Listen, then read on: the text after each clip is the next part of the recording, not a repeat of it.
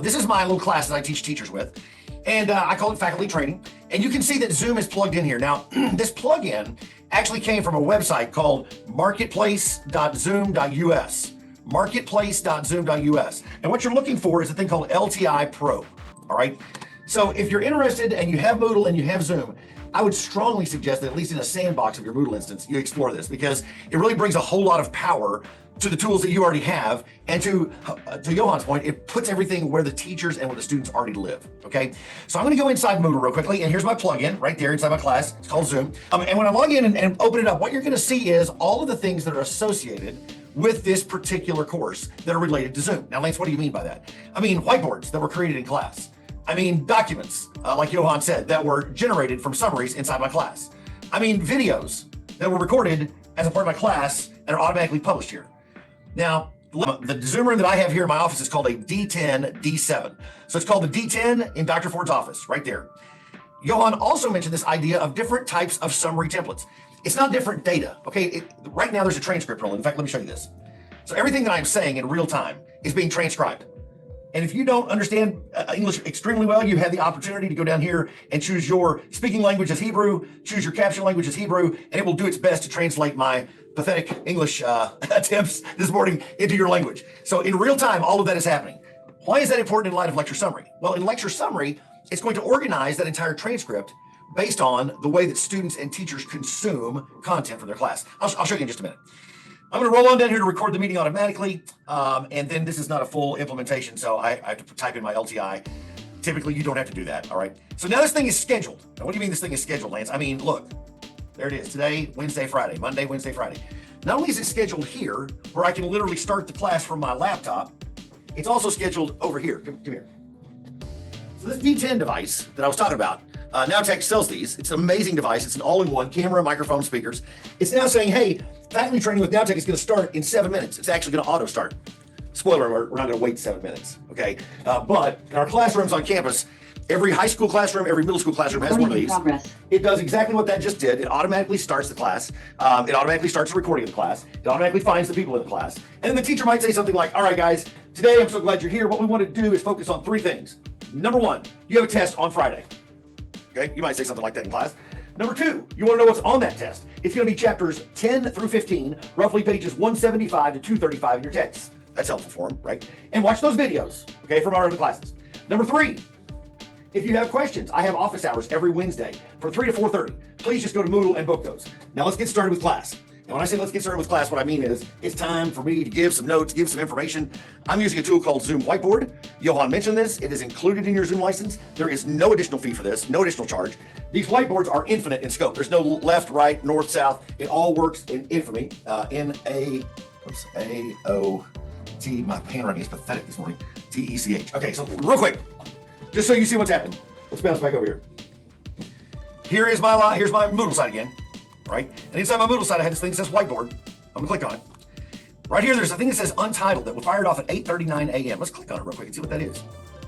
The same whiteboard that I'm writing right now is inside my learning management system. And provided I give learners the ability to do what I'm doing right now, which is write along with me, they are contributing on their Chromebooks, their iPads, their smartphones, all in real time while class is going on. In fact, come here. There it all is, right? Now, I'm not going to spend a whole lot of time, but I do want to say that we can offer those quizzes that you may already have done inside your learning management system. All those captions are here. Translations are here. Here's all my polls and quizzes. I don't have time to get into all of this. Maybe a different day we'll come back and do this. But I'm going to hang this call up. Class is over. Thanks so much, guys. We'll see you soon. Bye-bye. All right. So class is now done. Here it goes. And let's see what's happening over here on the LMS. Back into Moodle, because this is the after-class experience now. First thing I want to point out is that whiteboard is still here. All right, now, why is that a big deal? Because as a part of giving notes, I want my students to have access to that. I don't want to take time to upload it, FTP it, copy and paste links and all that. It's all done for me. Now, Johan this entire time has been talking about AI, so I would be remiss if I didn't at least take just a minute here and talk about AI and whiteboard. This is the icon that you're always looking for in Zoom. It's 2 little blue stars. I'm gonna click on it. Let's say we want to make some sticky notes. Now, my daughter is an AP English language and literature teacher. So she teaches a text called Call of the Wild. So I'm going to create some sticky notes for me for themes from Call of the Wild. Boom. Now what it's doing, because for teachers, I have the World Wide Web search turned on, okay? It's going out, finding those themes. I'm going to insert them. Here they are. okay? And it's created sticky notes for that particular teacher to use inside their class. They may do a survey, they may do an activity, they may have a timed activity. All of those tools are built into Whiteboard, and again, you own Whiteboard. It's no cost to use this tool, right? So that's the first thing I would say. It's got to flow seamlessly from class into LMS. Let's look at one other thing. I mentioned this idea of summaries. Here's the one we just did. I'm gonna go ahead and turn it on.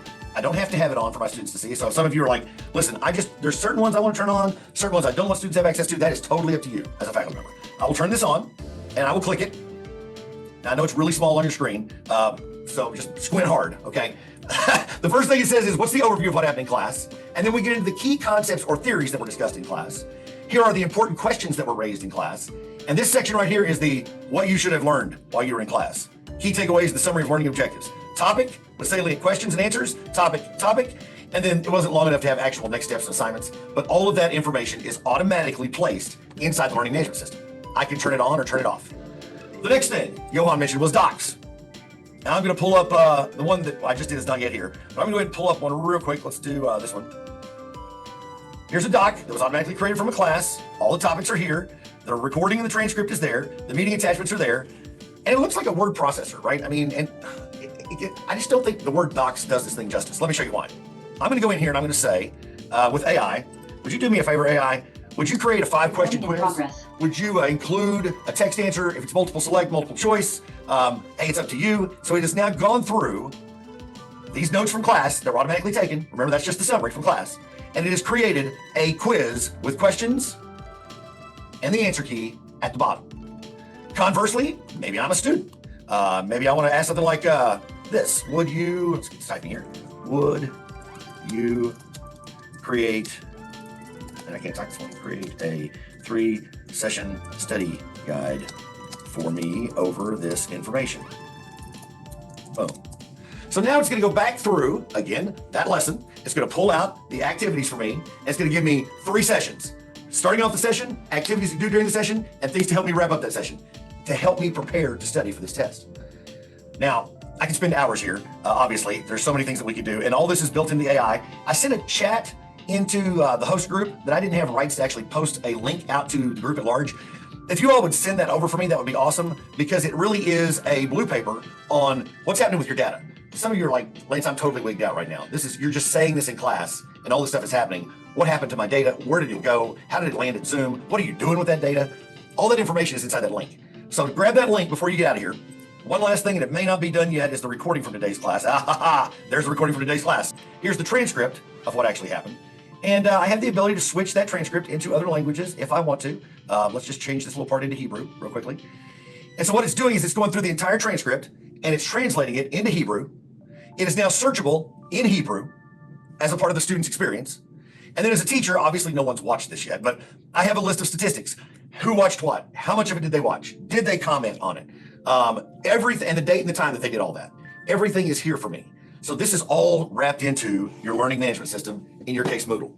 Now I did that extremely fast, and I'm sorry that I went so fast, but I wanted you to see the power of how the Zoom suite of tools plays together.